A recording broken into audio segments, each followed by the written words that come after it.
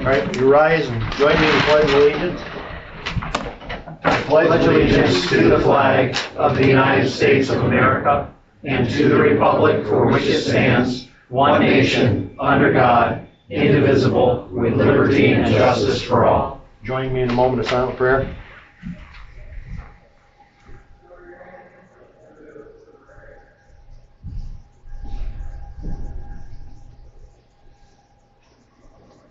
Thank you.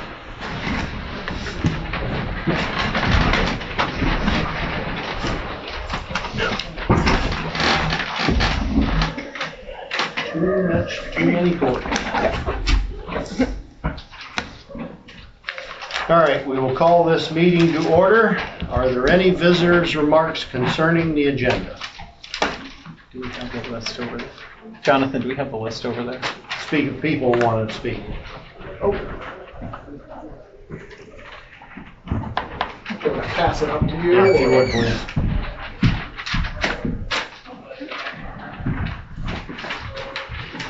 All right. I would like to, I hope that you guys pass something to allow people to cure their ballots in one way or another. I know they can't cure the actual ballots, but they can do provisional if you allow it. And I hope you guys do that. All right. Hearing that, there's no unfinished business, new business. Oh, well, I'm on that list that you just got there. I'd like to speak. That's after we get done with the business part of it. Once we get done with the voting part, then the visitors' remarks. Is this a comment about the agenda items? Okay. Specifically about the agenda. Okay, well, you can comment about the agenda items. I will. Jeff Gonzalez, Towanda Township. It seems to me that the goal of the Board of Elections should be to facilitate the most efficient system to allow votes to be cast by eligible voters, while at the same time making the system as efficient as possible for the office staff and poll workers. To create extra steps should be avoided. With that in mind, curing should be allowed. So there is no labor-intensive operation required with respect to identifying and replacing the vote by mail ballot with the provisional ballot, which would result in item 2 if adopted. If I number them 1, 2, 3. That's it. Okay, thank you. All right, new business. Consider adopting a formal policy concerning the election office's coding in Pennsylvania's statewide Uniform Registry of Elections, or the SURE system, of potentially defective and or incomplete mail-in and absentee ballot envelopes, such that such items would be marked canceled or a variation thereof, rather than pending, with a description of the basis for the alleged defect or incompleteness. So what this is, if I'm not mistaken, this is we have our election director mark them canceled, and that's it, correct? Yes. And at that point, she would not be notifying the Department of State, which has no jurisdiction in this, correct? No, sir. They would still receive, SURE system is part of the Department of State. Right, but if they were marked canceled in our election office, they're canceled. Correct, but I cannot stop the generic email that is go out. Explain, okay. So if you provide your email address and on the application you put it into the system, however we code that ballot is going to, whether it's your vote has been accepted, you'll receive the generic email saying that. If we put it into a pending status, you'll receive a generic email saying. So Jonathan, there's no so the Supreme Court decision was letting it up to us how we do it, correct? That's correct in terms of the curing policy. So if we mark them canceled, then we do not have to report that to the Secretary of State, correct? Well, I mean, I guess that's part of the, like Renee said, it's part of the SURE system. So I think that's part of the administrative action of the Secretary of State making that decision as far as that's concerned.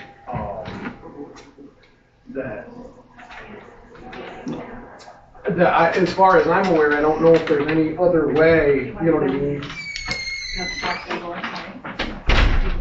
that I don't know if there's any other way, however you're marking the ballot, basically the person's automatically notified through the state, I correct? cannot control that. The SURE system is tied into the state. It's a statewide system managed by the Department of State. Yeah. So who's under direction do you have to enter that into the SURE system? I mean, regardless, I have to enter it into the system, but I enter to the Board of Election, which would be the commissioners. However, we have to code it some way or the other though, because otherwise our numbers are not gonna match. I'm not gonna know which ballots we counted, which ballots we did not count. So if I can just ask for some clarification, understanding historically. So my understanding is, and again, correct me if I'm wrong, in August of this year, there was additional guidance that was provided by the Secretary of State's office.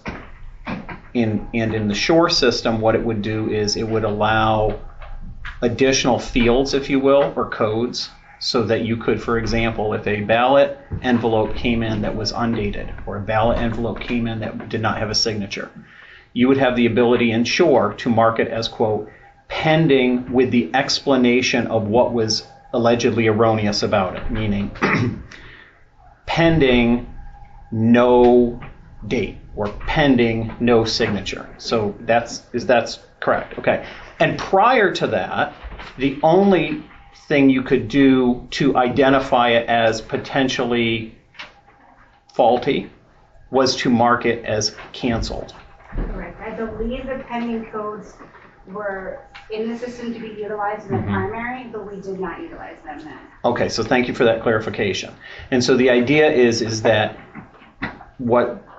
and again, I haven't heard a motion on this, but what it would do is change the current way we're doing it, which is to mark it, let's say, pending no date or pending no signature, to revert back to the more generic canceled code, so that a voter, assuming they provided their email, would get an email that just says canceled, Correct. Without an explanation of what this particular error is, right?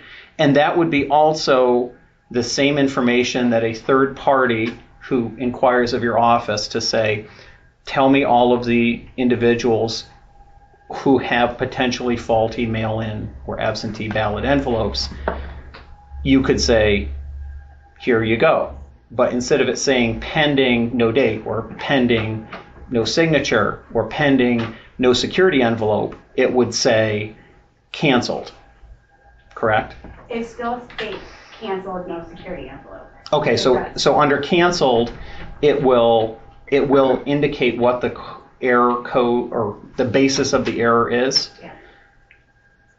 So I'm just asking you, is there a distinction in your mind between canceled and pending for purposes of alerting the voter as to the basis for the alleged error? The email that they received in the pending status says to contact the election office and you may be able to correct your fatal flaw. Okay. The canceled basically says your ballot has been canceled and it may not count.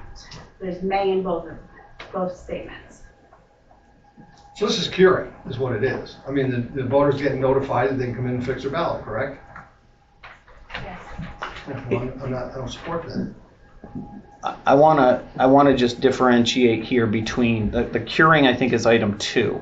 I'm talking about this is the coding. Mm-hmm. So the coding, for purposes of the coding, I think you've explained it with this clarification. So you're saying that whether it will mark pending versus canceled, the voter receiving that email will see different language directing to them what the potential next step is? Yes, it is. And so under pending, it says contact your elections office. Yes, it is. And under the canceled, it says your vote may not count. That is correct. Without any further distinction. Mr. Miller, do you have the explanation of what I gave you the other day? Mm-hmm. Could you just do those quick? It does. No. Thank you. So for example, the canceled no signature states Your ballot may not be counted because you did not sign your ballot return envelope. If you receive this email on or before Election Day, you can go to your polling place on Election Day before 8 p.m. and request a provisional ballot. So that's the canceled. And the pending no signature states the county has noticed that you did not sign your ballot return envelope. This means your ballot may not be counted. Your county offers you the opportunity to address this error. You should go to, and then it has the website, to find your county's contact information. You cannot address this error in time. You can go to your polling place on Election Day and cast a provisional ballot. Okay, so I think that clarifies. So under the pending code, the language basically gives the voter the option of saying go to your elections office prior to Election Day and fix it, or go to your polling place on Election Day and cast a provisional ballot. That's under pending. Yes. Versus canceled. Canceled says what? Go, where does it say to go to get your provisional ballot? To go to the elections office or to go to the, Polling. it says to go to the polling place. Okay. Yes. So the question that I have is, in any part of the SURE system, is there any way to denote just canceled without anything going any further? Every option is an explanation, whether it's So canceled. the option is to not use the SURE system, which means then, if you don't use the SURE system, the polling places will not know who cast a provisional, who cast any ballot. That is our records, correct? It's all maintained through the statewide system. And that's where your poll book names come from, is this SURE system. I exported them out of there, that is correct. So how long, what did we do 4 years ago in the presidential election? How did we handle these ballots that were spoiled or what have you, or even 2 years ago? How did we do it? We, historically, if anybody had contacted us, we have not reached out to voters, but we allowed them to come in and correct if they contacted us. That's where I'm at. That is where I'm at. If somebody thinks that they made a mistake on their ballot, they didn't fill it out properly, then they should come in and contact the election office.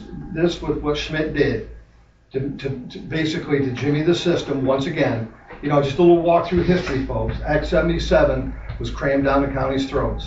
It was never called in to take and to talk to our director of elections, where all this comes from, to our director of elections, to the different parties, whether it's Democrat or Republican Party, to get information, input. It never happened. So then we get dealt this. This has all been done through the courts and the Secretary of State. So that's where our elections are run today.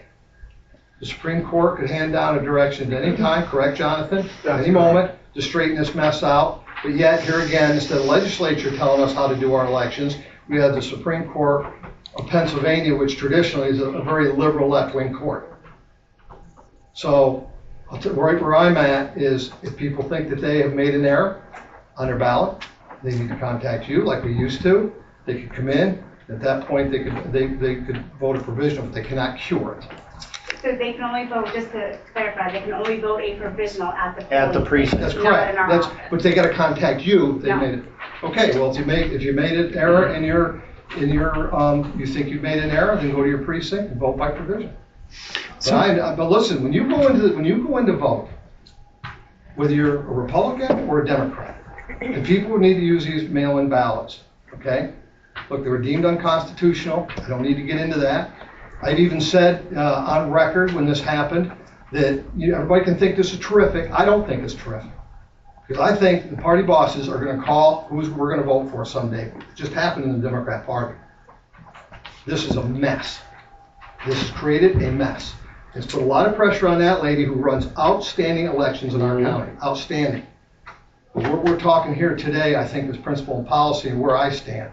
So I don't have a problem if people go to they think they've made a mistake, they go to the precinct and they vote by provisional. I don't have a problem with that. But I do have a problem with notifying people. I'll just give you an example. So last year, one of the most confusing things in a vote is the vote for 2 to elect 3, whether it's commissioner or auditor. What do we have, about 6,000 undervotes in auditor? We did. Yeah. So if you get home at night after you vote, you go, you know what? I only voted for one. Too bad. That sacred vote is done, it should be on one day, is done, and should be done and completed. If you don't know how to fill out your stuff, a signature and a date, I don't think you should be able to correct it. Can I just say, I'm sorry to interrupt you, the difference is, in this situation though, those ballots were cast. The mail-in ballots are not cast yet. You're letting They're them not fix tabulated. them. Look, I'm I don't just need to be lectured. I'm not much. I don't need to be I'm lectured. just saying that I those understand that ballots are 100%. What I'm saying is, when you make that vote, you should make it right. And I don't think, no matter where it's at, I don't think that people should be able voters should be able to correct it. They should understand how to do it. They should take it seriously. My mom is older, okay? She's in her 80s, and I talked to her about this. She voted by she's voted by absentee for a long time. She's in Florida, takes her vote out. She missed one vote when she was in college or worked in Mansfield years ago to miss her 50 years. And maybe she can get it back again. You know what she told me? She said, if you don't understand how to do it, then that's on you. She just told me that the other day, and that's where I'm at. So I don't know how we line up with this, but that's where I'm at, Mr. Chairman. Are we allowed to ask questions? At the end. At the end. Mr. Chairman, permission to respond? Yep. First of all, Act 77, while portions of it were deemed unconstitutional at the Commonwealth Court, ultimately the Pennsylvania Supreme Court, the highest court of Pennsylvania, determined that those were constitutional. So I want the record to be clear, it has been found to be constitutional. Go read the opinions. Go read the opinions. Judge Levitt, I don't want to get into this. It's over with, Zach. I hate to, but I'm very passionate about this because, once again, the state legislature ran this down our throats. All of them. All of them. And I'm not saying vote by mail. Vote by mail. For God's sakes, vote one way or another.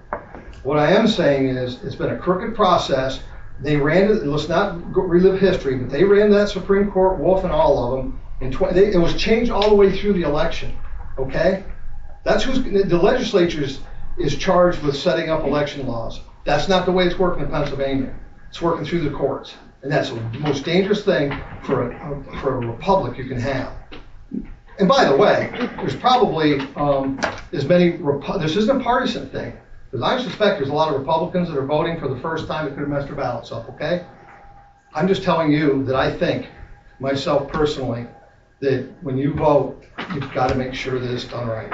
And this has nothing to do with our election office, so I have all the confidence in the world, the integrity down there, and what Mrs. Smith, of course, does is impeccable. Well, and yes, and I will tell you, they're working under some very stressful circumstances, especially in the heightened election cycle we're in this year. I mean, what they do is phenomenal. They do an excellent job, and there's no complaint on what they do. So the question becomes, do we mark these ballots canceled in the SURE system? The other option is to not use the SURE system because there is no other choice. And then you do not know who has voted in the poll books at the precincts. Mr. Chairman, I reclaim the balance of my time. As I was saying, I want to also respond to this issue about undervote. When an individual has the electronic ballot marking device at a precinct doing day of in-precinct voting, the machine will indicate whether there is an error. There will note whether there is an undervote. So that individual has an opportunity to fix whether there's an undervote or an overvote. They have the ability to change that. In point of fact, it is made clear to them before they move on, before that is marked. So before the paper ballot that is printed out, before that ever comes out, they have the ability to change it. The difference is that when somebody who puts an erroneous date or an erroneous doesn't contain a signature or doesn't have the secrecy ballot envelope, they will not necessarily appreciate or understand that there was an error until such time as they receive an email through the SURE system. So I do think that I just want to be clear about that distinction. And I would also, again, just expressing my opinion, I think it is, first of all, I don't think, it has been noted that the right to vote is a fundamental right bestowed pursuant to our Pennsylvania Constitution. And I think that that commands then a higher level, correct? We are not then subject to a rational basis analysis, correct? We are then subject to either an intermediate scrutiny analysis or a strict scrutiny analysis. If it's strict scrutiny analysis, we have to demonstrate, if we're taking action, that there is a compelling government interest that this action, whatever it may be, relative to voting, that to me is, that's the standard. And even if you were under a rational basis standard, which we're not, we still have to demonstrate that the decisions we make are not arbitrary or capricious. So I just want to be clear that it's not just saying, well, if you can't figure it out, you shouldn't have a right to vote. I hope that is not the standard that we're setting on the record, because I significantly question whether a reviewing court would find that a proper basis to render decisions. So while that's certainly an opinion, I want to be clear that any decisions we make are grounded on something more than just that. In all due respect, spoken as a true lawyer, you just made my case. The poll workers are running out, Mr. Smith, you didn't fill out your ballot. You cast that ballot undervoted, because you can vote in that machine with an undervote. And a lot of people don't understand it. And if they don't understand it and they cast that vote, they get to cast the vote, and they go and they put that through the scanner, it's done. You made my case. It's done. If you can't fill that out and you take it and send it into the election office and it is not correct, it's done, in my opinion. Now, we've got to start taking our voting serious. And I'm not, and if people think that they've made that mistake, then they need to go and do a provisional in their precinct. But I'm just going to tell you, you made the case, Mr. Commissioner Gates. Because those machines do that. When you cast that vote, it's done. Done. When you mail that in my opinion, it's done. If somebody thought they made a mistake and they scanned that vote, Mr. Smith, of course, could they go in and vote a provisional? They could vote a provisional. That doesn't mean it would be counted. That is correct. Correct. If I may, I just wanted to state on the ballot marking devices, it does tell you that you undervoted or it will not allow you. But I just want to say the difference. So I don't want to get into the whole machine thing, because those machines are flawed too. They were flawed, were they not? You could use that barcode and you could vote in each one. I don't want to get into all this today.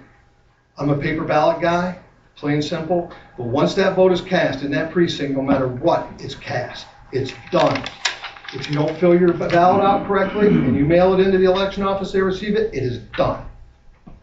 If they think in error they did something, they need to go and vote by provisional. Bless you.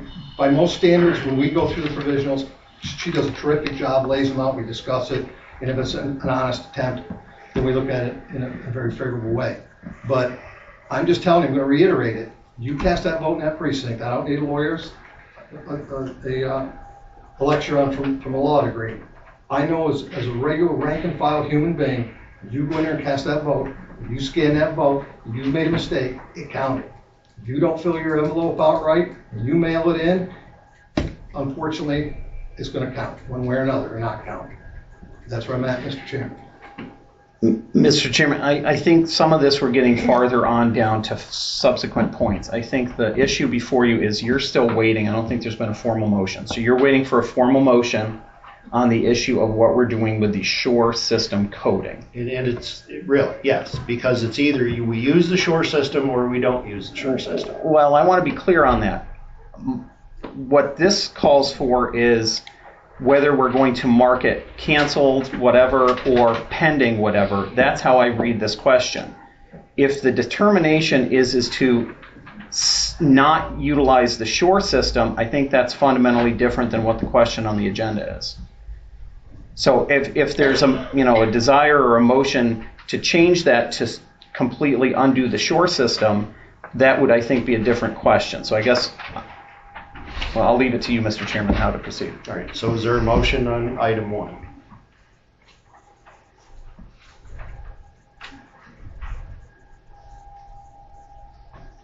Okay, it's no motion. Moving on to item 2. Consider adopting a formal policy to amend the elections office currently suspended practice concerning the allowance of curing by mail-in or absentee voters in light of potentially defective or incomplete mail-in or absentee ballot envelopes, so as to not permit such curing by the potential voter.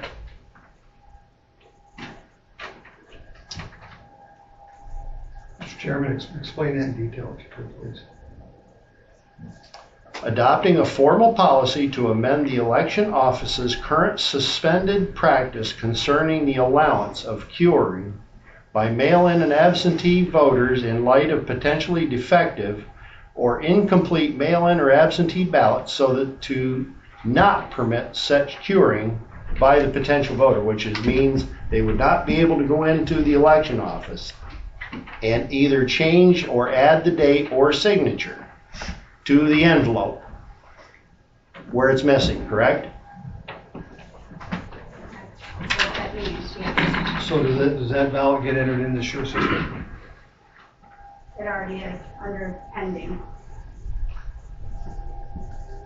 So they're actually entered in when they're sent, if I'm not mistaken. It says pending yet returned when they're mailed. But when it's returned to us, and I physically have it in our possession, I update it either pending ballot received, pending. But in the SURE system, if I'm not mistaken, the SURE system indicates that a ballot has been sent out. Yes, that's. Yes. So if I may ask for a clarification. Mail-in voting came in through Act 77. Obviously, there was before absentee balloting, but absentee voting came in through Act 77 and was first implemented in 2019, correct? Mail-in ballot was, yes. Mail-in ballot, okay. So from 2019 up to and including our primary election in 2024, meaning the spring's election, curing in the county. No, it's pending. October 19. Yeah, so. Okay, so I apologize. So from 2020, when it became implemented, so for voting from 2020 through the spring, the primary this year, if a voter in Bradford County made an error, let's say they got the canceled code that came to them, that there was an error, they had the ability to go into your office, say, I made a mistake, and they had an ability to essentially rectify that problem, correct? Yes, I did. Okay. And so as I read this, what the proposal set forth in agenda item 2 would be to undo that. To essentially say, we're going from a county that was a cure, I'm not talking about notice, I'm talking about just cure to a non-cure. Yes. Okay.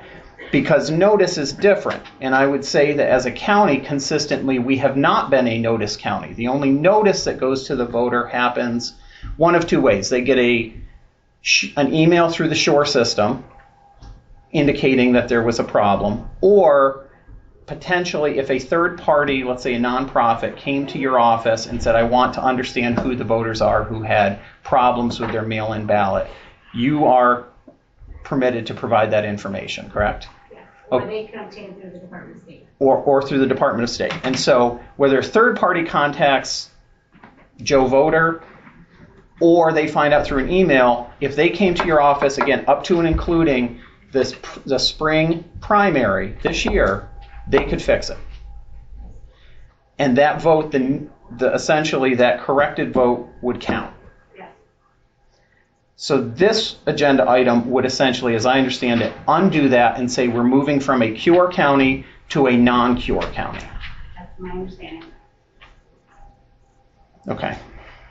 Thank you for that clarification. I may have something else on this, but I wanted that clarification. So if it's marked pending online, is there a notification sent out to the voter? Yes. And what does the notification say? As I stated before, it says the county has noticed that you did not sign, and it goes on to say that it may not be counted, and your county offers the opportunity to address this error. And then it goes to, and it provides your contact information. Then it says if you cannot address this error in time, then go to the polling place and cast a provisional ballot. And that's under pending. Mm-hmm. So really, all these three end up in the same place. Just three different motions. Whether it's canceled or pending, correct? And let me ask you, just get this through my head. Was this in place in 2020 and in 2022? The pending goes in there. Correct. So I don't think, this is something the Secretary of State had directed from him to do, correct? It's guidance from the Department of State. Yep.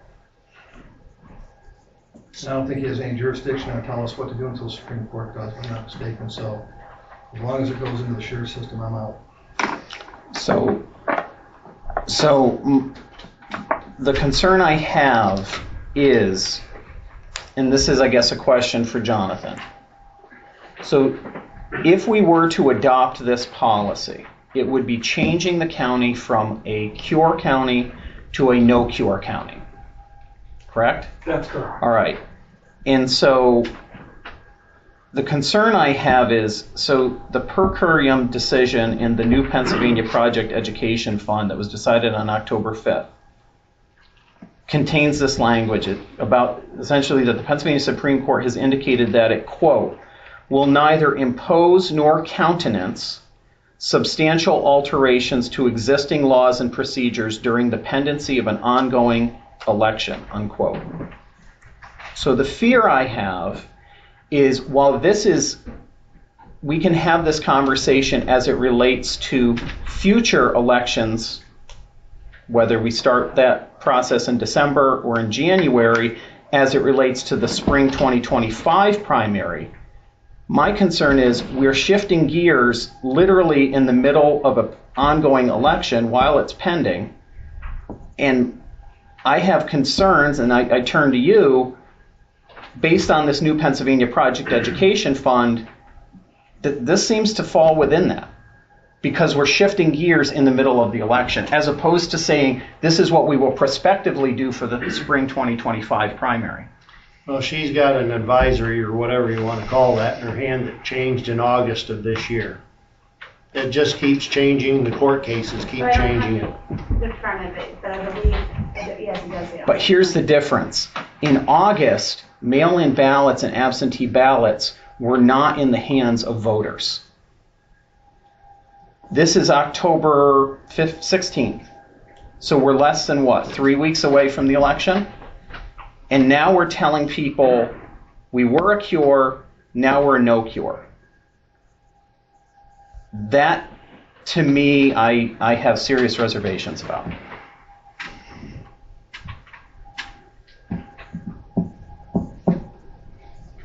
Right, so we don't have a motion on item 2.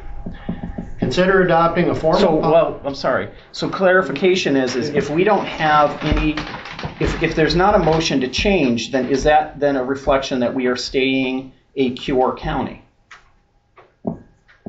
Because we can't just stay in a suspended status of limbo. We have to know, the voters need to know, is it a cure county, is it a not cure county? One way or the other, people can make their own determinations of the value of that, but I think we need clarity. Are we a cure county, or are we a not cure county? And if we're not going to be a cure county, I think we have to take some type of formal action to move in that direction. Well, item 2 is suspending the cure. No, the cure stands suspended. Right now, today, if somebody called your office, that cure, they can't cure it because we're in suspended status, correct? Correct. So this motion would take that currently suspended no cure and make it permanent. Make it a no cure county, correct? And make it a permanent non-cure county. That's my point, is saying that the policy is suspended is not deciding whether we're cure or no cure. It's saying we're suspending our cure county status. Didn't you write these, Commissioner Gates, these 3? I put these on the agenda, so do not try to indicate that these are somehow erroneous. I'm not saying they're erroneous. I wonder why you're questioning your own stuff that you... No, don't put words in my mouth, respectfully. I'm saying is it was suspended. It was suspended.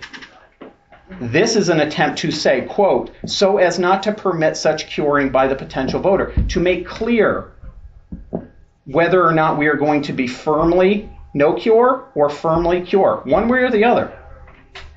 This was suspended pending further indication by the courts. And so now I just feel like we have to be able to have a clear answer, because your office is going to keep getting calls and emails. How many have you gotten? 5 elderly people that don't. My concern, Commissioner, is that some of them are physically unable to go to the polling place, and that's. I have had upset voters on that matter because they are of a certain age bracket and physically cannot get there. Can we drive a marking device to their home? No. That's They can't come in and do curbside? No, sir, but that's illegal. What do we do right out here? Why do we have those machines that we can take? I thought that we had to have one of these machines that are portable for people who can't. At the polling place. Yeah, that's what I'm saying. We can't take them, they can't come into the polling place, we can't go out. But we can't take the voting equipment outside, no. So What how I do- do here is if they are physically unable to come into the building because our building is not exactly ADA compliant, we go out and I verify. So you can do that. They're mail-in ballots, not election day. If you guys Again, prefer- run it by me again. In 2020 and 2022, there was no, the voters were not notified that their ballot was, Yes, they were. Yeah, it was a canceled status, By the SURE system. correct. But your county office has never taken any affirmative action on your own to notify voters. We have never contacted a voter. It's just, okay. But in the 2020 and the 22 election, if they came to you and said, gosh, I made a mistake, or it's saying I made a mistake, can I come to your office? And again, Commissioner McClinkle raises a good question. If the voter is, say, physically unable to ambulate into a building, but is, say, able to be loaded into a vehicle from their home and park out here, prior to Election Day, is there a manner in which they would have an ability to cast? In 2020 and 22, they would have had the ability to cast a curative ballot. So if a person comes into or contacts our office saying they're physically unable to come in, but they're outside, Correct. That's my point. yes, we take the application out to them, and then we go back out and get the application, and then we take their ballot out to them, and then we can go back out and get their completed ballot. Okay. That's not a practice that we have to do, that's a practice that we do. But going back to the notation of however, the way the poll books are created, so that at the polls, the poll workers know who has voted and who hasn't voted, mail or absentee. That's what's derived from these notifications. Yes, sir. That's the only way that the poll workers know who has or who hasn't voted. So if you don't use the SURE system, the poll workers are not going to know that somebody's gotten a mail-in ballot We and then provide, potentially could be voting at the precinct. so we provide them with a list also, however, that same list comes out of the SURE system. so if we do no curing, then they would have to go to the precinct and vote by provision. That's what the law allows. That's where we're going with this. Is the law allows that somebody that has whatever the issue is with their ballot, and it comes in and it's faulty in any way, ultimately the law states they have the right to go to the poll and cast a provisional ballot. So I guess, and that would be item 3. So back to item 2, I think we still need to clarify whether we're moving to no cure or we're staying at a cure county.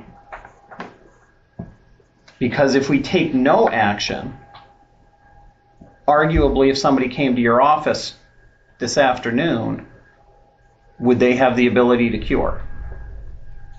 No, because it's in a suspended status, correct?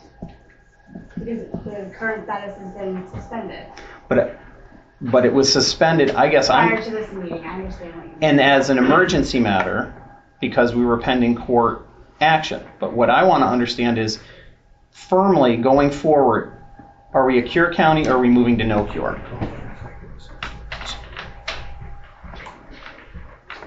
All right. You want to call for an executive session? If you want to go through all 3 of them or call for an executive session now, or we can speak to our council. All right, we'll have an executive session right now. for, until we call To it back. obtain information from legal counsel.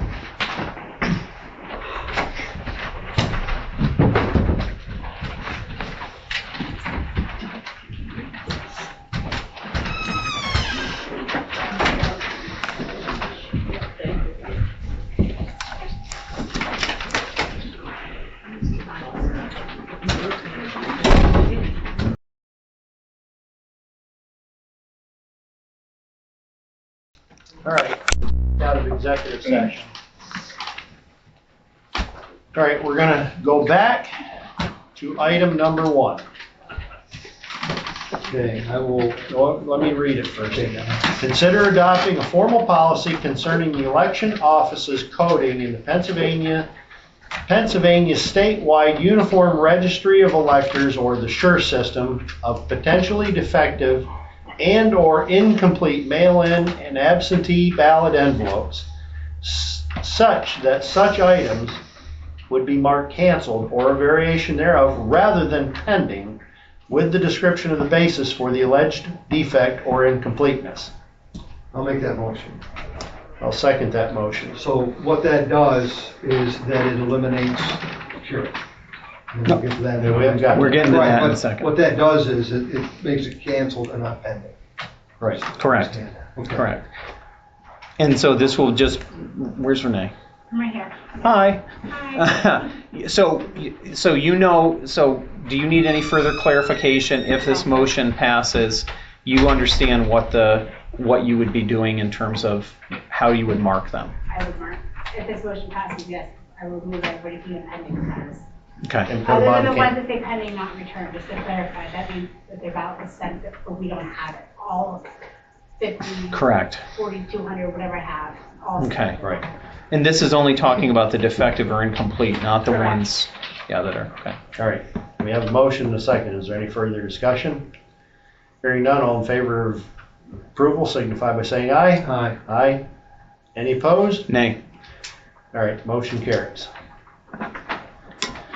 All right, number 2, consider adopting a formal policy to amend the election office's currently suspended practice concerning the allowance of curing by mail-in and absentee voters in light of potentially defective and or incomplete mail-in and absentee ballot envelopes, so as to not permit such curing by the potential voter. Make that motion. I'll second that motion. Any further discussion? Yeah, I mean, I stand on my concerns I identified regarding the new Pennsylvania Project Education Fund, the statement in there. Insofar as I would see this as a change during the pendency of an ongoing election, I'm happy to have the conversation about it at a future time for a future election, but that's just my Right. position. We have a motion and a second. Any further discussion? Hearing none, all in favor signify by saying aye. Aye. Aye. Any opposed? Nay. Motion carries. All right, item number 3, consider adopting a formal policy to allow the casting of provisional ballots on election day at the respective precincts by voters whose mail-in and or absentee ballot envelopes have been identified by the elections office as potentially defective or incomplete, and it has been determined that the ballot has not been cast or counted at canvass of any such properly cast provisional ballot.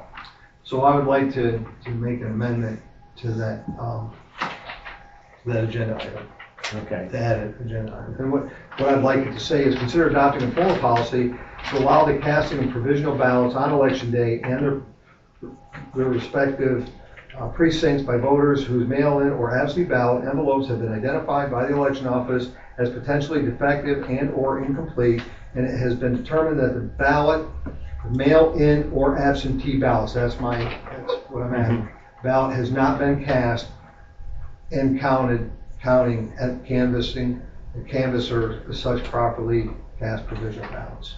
I'd like to add that. All right, you're making that a motion. I'll second that motion to amend item number 3. And so just, we're voting on the amendment, not the substance of it. We're just voting on the amendment right now. Yes. Okay. So all in favor of amending item number 3? Aye? Aye.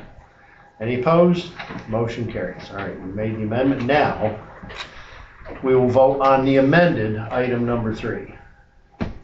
So it'd be considering adopting a formal policy to allow the casting of provisional ballots on election day at their respective precincts by voters whose mail-in or absentee ballot envelopes have been identified by the election office as potentially defective and/or incomplete, and it has been determined that the ballot, or the mail-in or absentee ballot has not been cast, counted at canvas or such properly cast provisional ballot. All right. Okay, sorry, that's the motion. Motion, I'll second the motion. So just clarification, I want to make sure. So it says it will, the last phrase of that will be, and it has been determined that the mail-in or absentee ballot has not been cast, and counting at canvas of any such properly cast provisional ballot, correct? That's what it's going to read? Okay. So I just want to be clear on what we're voting on. So item 2, it sounds like we've now moved to being a no-cure county. And so now on this basis, Joe voter gets an email through the Sure system that says it's been canceled and directs them to cast a provisional ballot on election day at their precinct, correct? All right, so they go in, they cast a provisional ballot. When we are then presented at the canvas, which occurs on what, the Friday after the election, 3 days after? It begins, I'm sorry. Excuse me, the provisional ballot review is on Thursday now after the election. So Okay. we'll review those first. Okay, so we would then determine that the provisional ballots on Thursday, which ones are okay. So for example, let's say somebody goes in, because the provisional ballots, correct, they're like a piece of paper that will be handed to them by the judge of elections. Correct. All right. And so if Joe voter takes it and writes a message or writes their name on it, that would be a basis for rejection of that provisional ballot, correct? Okay. So assuming there's not a problem like that the provisional ballot has been properly cast, and we determine that on Thursday, then on Friday, when we're presented with a defective, let's say undated or not signed envelope on the mail-in, and we have the provisional ballot, then we as the board would then say, this provisional was properly cast, this mail-in was defective, we as a board will now accept this provisional ballot, correct? Just to clarify a little Sure. bit, we will not know if Joe voter signed their name on the ballot until Friday when we open it. So on Thursday. No, I'm talking about on the provisional ballot. Okay. I think On the provisional ballot, we would be able to say, he put his name on it, So drew a there's, card. Right. I'm sorry, there's an outside envelope, and then there's the inside secrecy, and then there's the ballot. So On the provisional. on the provisional. Uh-huh. On Thursday, we are only looking at the outside envelope to make sure Okay. that they are a registered voter and so forth. Great. So then when we go to the canvas on Friday, we're going to have this allegedly defective mail-in envelope. Mm-hmm. We're going to have a provisional ballot. We're going to say, this doesn't look great. Let's see if the provisional is good. Crack open that envelope. Crack open the inner security envelope. Look at the ballot. Assuming that ballot is A-OK, we would count that provisional ballot, correct? Correct. Thank you. That's the clarification I wanted. Because what I don't want to have is a situation where the provisional ballot comes in, it's all good, and then somehow because they had an erroneous or defective mail-in ballot, that they're then out of luck. Because then they're in the horns of a dilemma that they can never get out of. And that's what I want to avoid, that there's an ability for a vote to be received, assuming all of that is properly done on the provisional side. And this also doesn't eliminate the problem of, let's say somebody requested a mail-in ballot because they were going to be out of town on election day, meaning not in their precinct, ability to vote in precinct on election day, or they're bedridden or have some other thing that would prevent them from voting. Because we've gone to no cure, they're only, if this is adopted at 3, item 3 would be a provisional, but as to those voters who are going to be out of town or can't make it to the polls, they're not going to be able to cast a provisional ballot, and then at that point, they will not have an ability to vote, correct? Okay. All right, we have a motion and a second. Any further discussion? Hearing none, all in favor signify by saying aye. Aye. Any opposed? No, I'm just thinking about this. Hold on. In light of 2 having been adopted, I will vote to approve 3. Yes. All right. Motion carries. So there's the 3 items. So if I could just make a statement, and Matt's drove all the way from Philadelphia to report for the New York Times, correct? That's correct. Yeah, I mean, there's a lot of, well, I just want people to understand, this could change tomorrow. The Supreme Court, our elections are decided in the courts, man. America, wake up. I don't care if you're Republican or you're Democrat. I'm just as mad about this no matter where it is. We've got to get back to sensible voting. We can't continue this way. We can't have the courts continue to change stuff in midstream, and we fully expect this will be changed. My guess will be, no matter what, through the Supreme Court. We need to go, in my opinion, 1 day, 1 vote, paper ballots, ID. If we don't get there as a country, I don't care who wins. We all want fair and free elections. And when you're doing this, because this still isn't fair to people, it still is not fair. You're still giving another person an opportunity to vote if they mess their vote up. But it's the best that we have to deal with. And even Al Schmidt changed this at the last minute too. So clarification. So provisional, the one we adopted in 3, in your opinion, is consistent with what the law permits us to do, correct? That's correct. Yeah, I mean, we have that's the letter of the law, and that's and the reason we're here, unfortunately, and I between the courts and the ambiguities in the system are unbelievable, and it puts a phenomenal strain on our election department. It really does. This is a simple process. It should be a simple process, and it's not a simple process. It is complicated. It's hard for people to understand. And what happens in the process is our election workers, poll workers, election workers, get caught in the middle of this. And this, again, should be a very simple process. And the lawsuits, the law is very specific.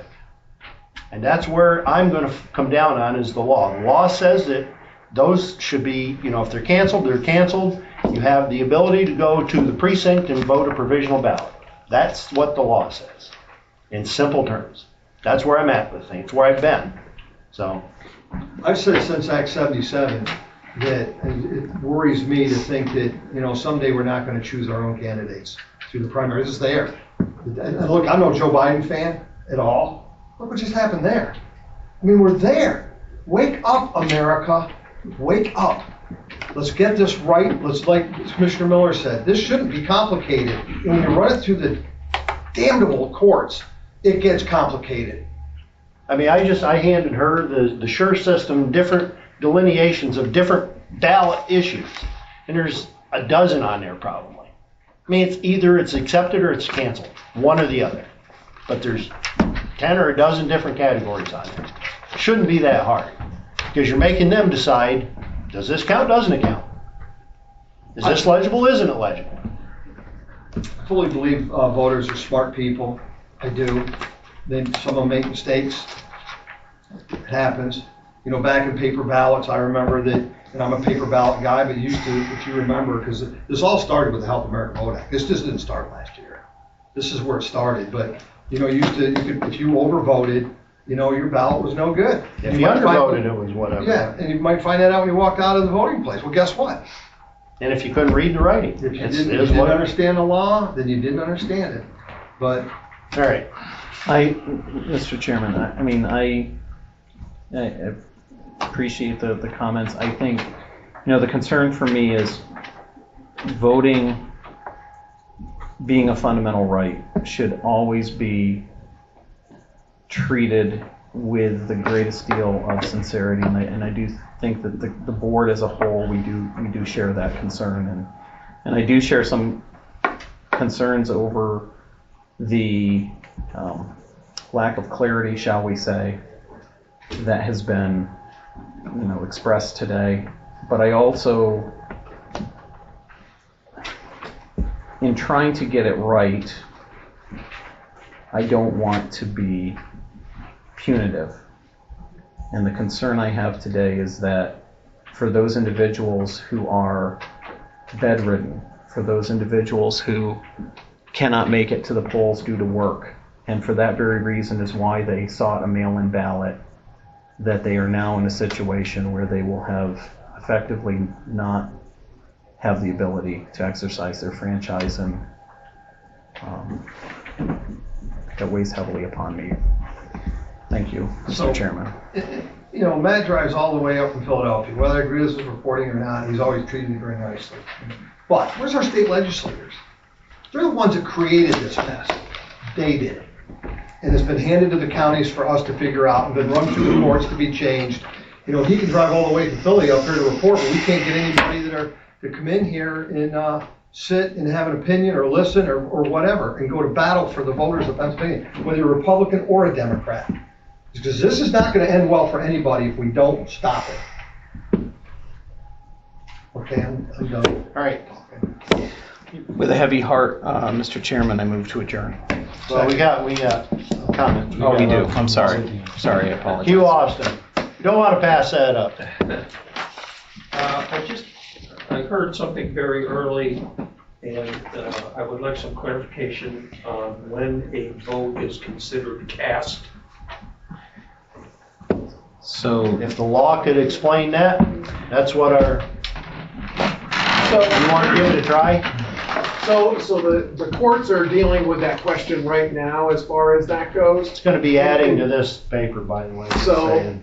So right now, the current state is that your vote is not cast until it's accepted as a valid ballot by the election office. So if you send in a defective mail-in ballot, it has not actually been cast until it's determined to be valid. and I think that's why if under this current policy, if they're marked canceled, that is deemed not cast, and therefore that's what triggers the ability for the individual to cast a provisional ballot, correct? That's correct. Yeah. So does that mean it would be on the day of canvassing that would ultimately be determined? It would be pre-canvassing on election day after 7 o'clock in the Okay. morning. When we begin. Okay. You know, Hugh, not to interrupt you, but Pennsylvania has the longest time to vote in the United States, 50 days, I believe, correct? Well, Georgia just started We just started. yesterday. No, by started. law, we have the longest voting time to apply and stuff. in the For United States. absentee, maybe. Well, for both, To apply. to apply, yeah, but it's still a process of 50 days. So I didn't mean to interrupt you. Okay. And item 1 that you have now adopted, could you again clarify it in layman's terms, what it means? It means when she gets the ballot, if there's a defect with either missing security envelope, missing signature, illegible signature, or missing date, or wrong date, or whatever, it will be marked as canceled. And the only way that can be discovered by the voter is to, as you said before, through the SURE system or from a third party? Or I believe they could call your office, They correct? can call our office, and there's an online website through the Pennsylvania Department of State. They can track their status also. And is that different from the SURE system? It's ran by the Department of State, so it's the same information. But yes, it is different. Okay.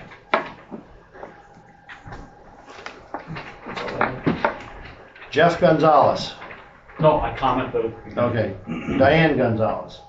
I think that anything we can do to make it easier for people to vote, they have a right to vote, and we shouldn't be going through all this stuff to suppress the vote.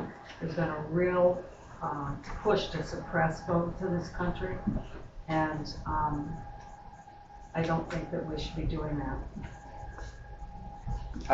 As far as agreeing not to suppress votes, we should not be suppressing votes. What we should be doing is people should be voting the way we should vote and cast a correct ballot when they do it. That's how it works. The correct ballot, and if we can help them, if they make a little mistake, somebody said the word punitive, we should not be punishing people because they made a little mistake, and try to keep them from not being able to What this is pass about the is following the law. Bob Ramo. Yes. So, a lot of my questions that I wrote, and I wrote a lot of questions. I did, but Was that single spaced or is this? it was single spaced and my chicken scratch. But a couple of my fellow patriots here in the room, these gentlemen sitting to my right over here, kind of answer some of my questions as well as stuff here. But I do have a question, but if you would give me the opportunity to go off topic to come back, because I kind of think in a way that it's important. Number one, I don't believe that there is an unpatriotic person in the room. I don't care if you're a Democrat or Republican or independent. I've got a ton of Democratic friends, Republican friends, and we're all patriotic. We just have a different way of getting different places. But there is a division that has gone on, and it's not created by anybody here. Let's not forget who gassed their people. Zelensky gassed his own people 17 years ago. Let's not forget that. Why do I bring this up? Mitch McConnell, who was a traitor and a Republican, and he's a traitor to this country.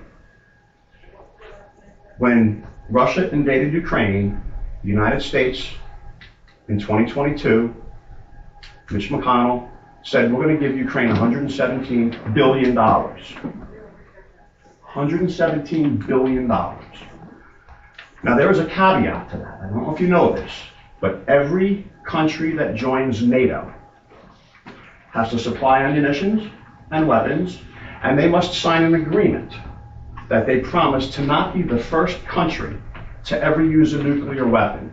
And every country has signed that except for one. There is one country that has refused to sign not using nuclear weapons first, and that would be us, the United States of America. We're the only country that has not signed that. Number two, that $117 billion that went to Ukraine was to buy weapons. We didn't supply them with the weapons, we supplied them with the money to buy the weapons. Guess who those weapons are made by? And this is Mitch McConnell on television reaffirming. What does this have to do with this? If you'll let me Just state what's with the vote. Mr. Chairman, he Here. has an opportunity. Let Mr. him- Chairman, let's let him finish. Yeah, just let me He get has it. I'll 3 come minutes, back to Mr. it. Chairman. I'll come back to it.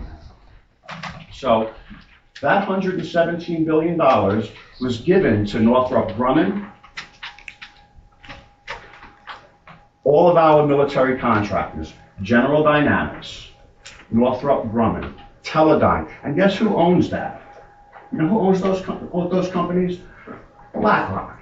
And part of that Ukraine deal, Ukraine has one of the richest soils in the world. They had to sell their soil.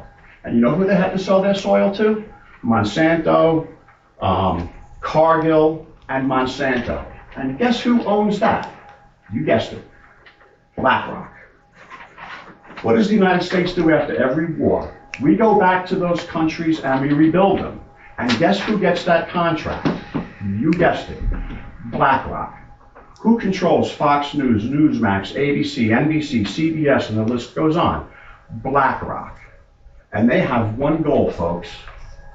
It is to keep Republicans and Democrats, patriots, fighting in this room and across our country amongst ourselves in deceit, so that they can continue to do what they do, control, power, and money. Those are the bad people. The bad people are not my friends that are Democrats or my friends that are Republicans. Be careful who you vote for. Please do your research. Now, that being said, I'm upset. I don't care what your political affiliation, hatred is, whatever. It doesn't make a difference. I'm upset that we've had an assassination attempt on our president, and all of this division purposely created, not by us, this is created by the whole world, by BlackRock, and all of their powers that be. It's pretty sad when I have to drive down in this rural community, and I come from Long Island, and I have to look at a sign, let's get Trump out of our lives forever. That does nothing but incite hate and violence. And I think that that is a terrible sign to have up. Mr. McClinko, did you vote to put that sign up? Did you approve that sign? I had, first of all, I am a Trump supporter, from whatever, this isn't a political discussion, but he got hit in the head. But more than that, our Congressman Dan Muser had those bullets go right over his head. Our candidate, who's a friend of mine, Dave McCormick, probably would have been murdered right there because he was asked to sit down. Those bullets went over his head. Corey Compatour sat next to a friend that I sat on a bus with out in Milwaukee where he got hit in the head. You can imagine what that was like, covering up his family. And I saw that same sign. And I wouldn't care if it said, get rid of somebody, don't vote for, I don't care. But you're right 100%. We've got to stop this with this inciting violence in this It's a terrible sign. It's a terrible sign. We almost lost 3 friends. Mr. Miller, did you put that sign up? Did you approve this sign? No, I did not. Zach, Nor would did you I. approve of this sign? That sign was put up by the Bradford County Democratic Committee. I asked if you approve of it. Not if you put it up. I just said, do you approve I don't of that think- sign? Do I approve of the sign? The message I think that it said. the message of the sign, if we can be clear about it, actually says,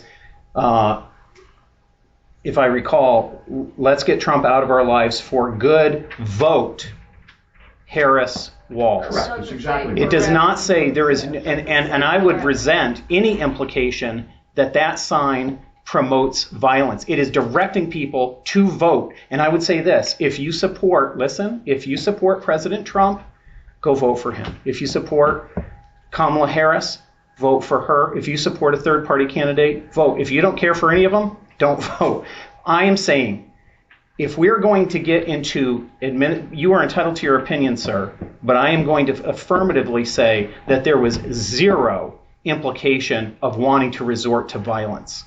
Zero. Do you understand how citizens resent that sign because we see it for the same thing that you do, that it would incite that? I could care less if it says Trump is this, Trump is that, Trump is this, but to have a sign up there that says let's get rid of an American citizen for good, that is a bad image for Bradford County. And if that's, obviously it's a sign you approve of, I have to say. You want to try to put words into my mouth. You I'm try to just- get a I hot didn't- take. I get it. Here's what I'm trying to suggest. I'm offended This is by Mr. it. Chairman, can we bring the meeting back to voting? We voted. We're in the citizen comment part of It's it. longer than 2 minutes. Okay. Bob, just to. That was 5.5 minutes so far. The First Amendment allows that. Of course, I understand that. But it's very tasteless. All right, It's just a second. a Just lot let me get through. All right, Walter Wood. Okay. Who made the agenda? I prepared this based on what I understood was going to be taken up at the meeting. We had full opportunity Yeah, to adjust it and stuff. That's- Okay, so everybody, Yes. that's what I was asking. Yes. One of the questions I had is, for the two that decided that curing should not be an option, what value does the date on the outer envelope have for voting? I don't know it's what the law says. Right, I realize that, but It's I like mean, going 25 miles an hour down the road down here. I may not agree with 25 miles an hour on the parkway. That's what the law says. And if you go 26, nobody's I'm going to bust violating you the for law. it. Nobody's going to probably bust you for it. I'm violating the law. Do either of you have any idea what the value of that date is? It's what the law says. It has to be on there. It says you have to sign it and date it. And the law also allows curing, correct? If you guys vote The to... law is ambivalent to curing. Does not say. So it's ambivalent, so you guys could Am vote I correct? to... It doesn't say one way or the other. Okay, so you guys could vote to allow curing, correct? It is I mean, left up to each county under the current law, it is left up to each county board of election what its policy is, both as to notice and both as to cure. Those are left to each county. Okay, so what value to you guys that you would want people to not be able to cure something as simple as that date? Because the courts and the directives and all this, we need to get back to the center of this so that the law is respected. The law is, I'm going to follow the law. The law, yeah, and the law says that you guys can vote to allow curing, and you have voted not Doesn't to say allow you can, curing. doesn't say you can. Right. Right, so you can vote to allow curing, and I'm curious what value that date or pretty much any of that stuff has in actually casting the ballot. We're going to follow the law. That's the law, to fill out the ballot correctly. If you don't want the ballot filled out correctly, then do something to get that taken off from them. But until then, it's a silly argument that if you don't do something correctly, that it's okay. It is not okay. If a law said that you had to pass a literacy test, would you be in favor for that? What's that? If the law said you had to pass a literacy test to vote, would you be in favor of that? No. Okay. if the law said that a county could decide whether or not somebody had to pass a literacy test, you would probably vote to not have that literacy test part of the county, correct? Right. So you can vote to make it so that a date is not a big deal. No, we cannot. The law says it's ambiguous. Not when it comes to the date, it says it's required. But you can change it so that people No, can we fix that, cannot. correct? It says required. It's required. So the argument or the point you're trying to make is what? That, to Chairman Miller's point, if the law says that there is a date required, that is what he is going to follow. And what you're saying is, yes, but the ultimate ability to allow somebody to fix that problem is left to each county. Correct. And we're allowing that by allowing people to cast a provisional ballot. Except for people who are bedridden or unable to get to their polling location, correct? Or somebody that's out of town that can't get back. Somebody may be in Florida. Right. And they You're couldn't get allowing back to cure it corrections anyway. except for those people. We don't Commissioner know whether they would be able to get back to cure, but Commissioner Mikulenko, why don't you want the state to know about whether or not somebody's ballot, mail-in ballot, is correct or not? Because that's, or am I misinterpreting what you were saying about not wanting the shore system to be involved? I'll let Commissioner McClinko, but I think that was an observation he made. I think the determination that was made today was to continue to utilize the shore system. It's just with different coding. Right, but okay. There was a conversation earlier before you guys came back out. It sounded like you didn't want the state to know, is that correct? Or was I misinterpreting what you were saying? Votes today and votes today. That didn't make any sense. What do you mean it doesn't make sense? The questions don't make sense. So what I said was, I don't think if you cast a vote, you go into a precinct and you mess up your vote, okay? You don't get a second shot at it. And to have it cast down to the secretaries, this is a provision, if I'm not correct, on the, it always used to be canceled and then the pending was just added. He had no jurisdiction to do that whatsoever, period. So the canceled is the canceled. We voted on it today. I'm good with what we're going to walk away with today. I'm just telling you it's very imperfect. I'm not going to keep going back and forth. Okay. Very imperfect system. It's decided in the courts. And this is better if we want to have a republic, we better really take a look at how we vote. That's all I'm going to say. I'm done. Okay, that's fine. Just to verify with everybody, you can fix your ballot at the voting place if you haven't fed it through the machine, correct?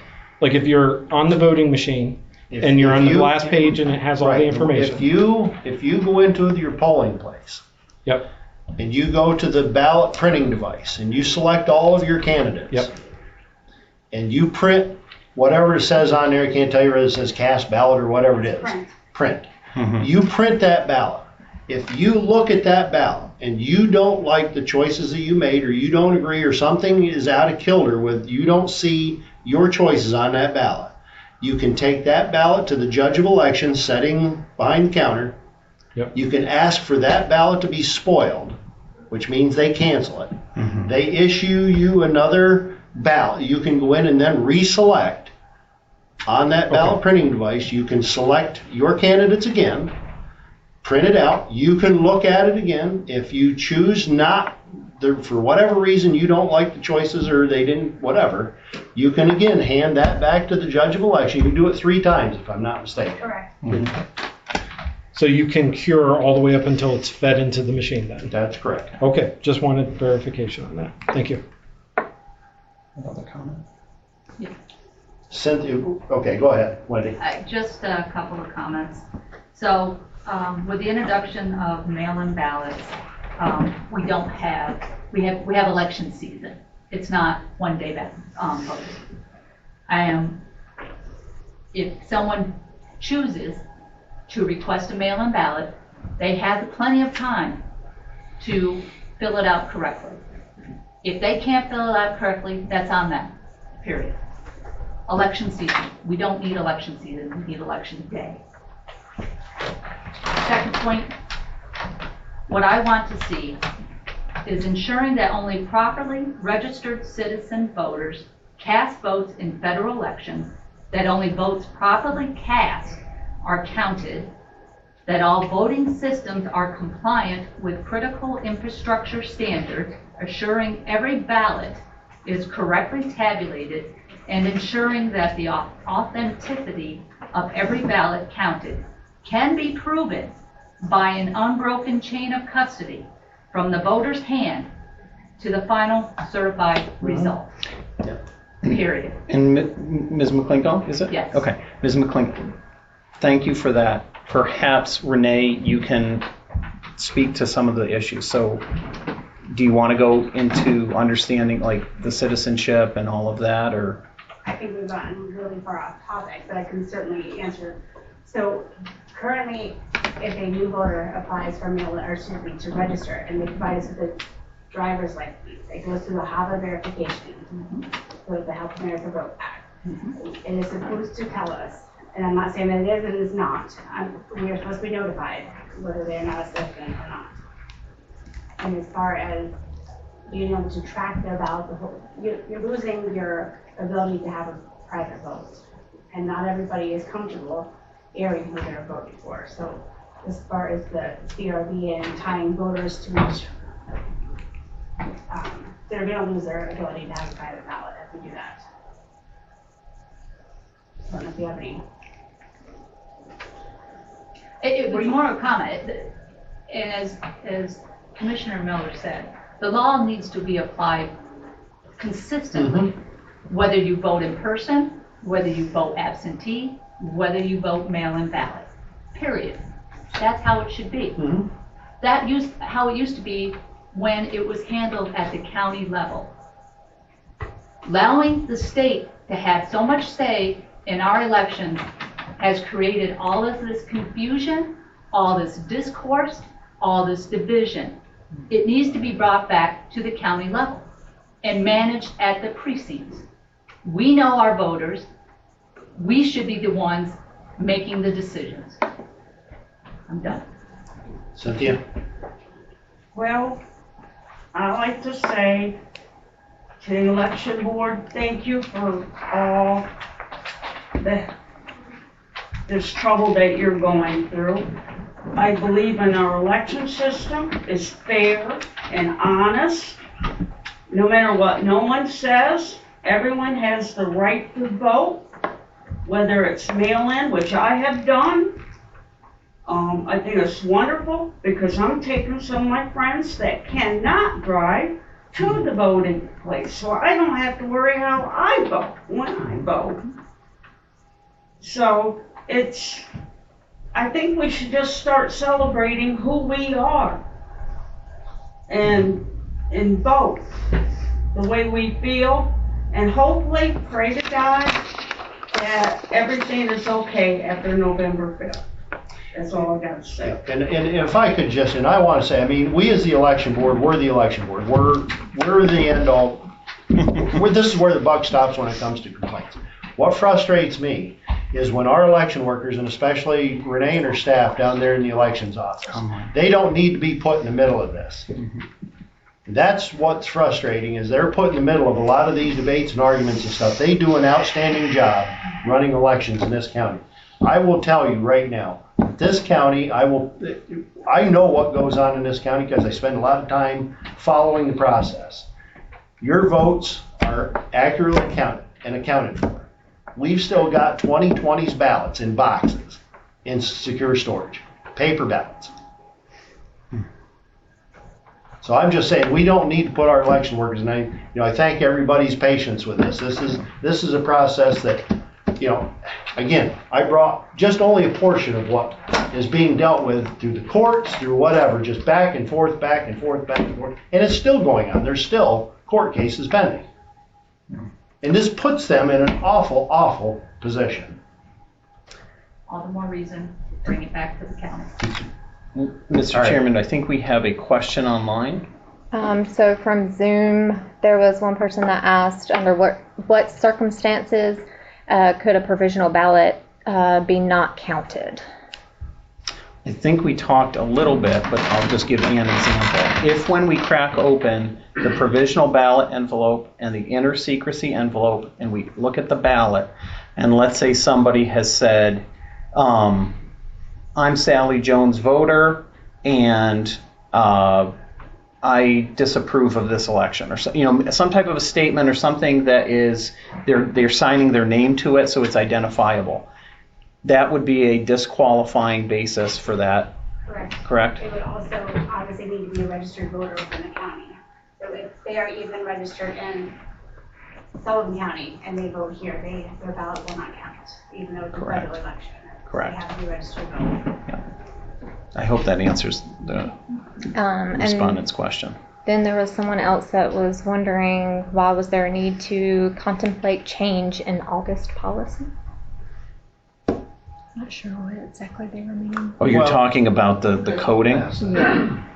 I think we addressed some of that. Yeah, the coding, that was not anything that we changed. That was the Department of State that decided to make those changes. So. They had no jurisdiction to do that. Other than that, I Right. think that's what answered. No, Mr. Chairman, I know it's been high emotion. Apologize if I said anything that was angst. I apologize, Mr. Rainbow, if anything I said. Okay, but thank you. First of all, I think credit to everybody who came out today to voice your opinions. Yeah, right. I think we all should recognize the First Amendment is the most important. Yep. Okay, motion adjourned. Second. All right, we're adjourned. Thank you very much. Yeah, don't be